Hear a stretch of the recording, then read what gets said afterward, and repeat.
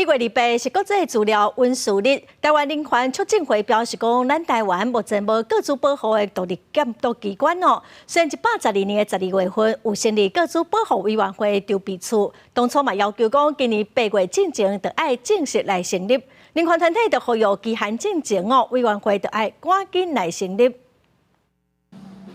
数位时代一支手机就通藏各种个人资料，方便民众用网络银行、租车、公共服务系统。虽然真方便，不过个资外泄的风险也就增加。在181年发生健保资料库案件了后，宪法法庭判决需要有个资保护的独立监督机关，所以就在182年12月成立个资保护委员会筹备处。 筹备处有伫去年12月议过个资法的修法草案，草案规定未来各机关需要由副首长担任个资保护官。台湾人权促进会是认为这欠缺独立性。各个机关的这个副首长啊，他平常其实都已经有重理许多就是自己的部内或是委员会会内的一些会务。那在这种情况底下，如果说不是有一个就是专门来从事各资的一个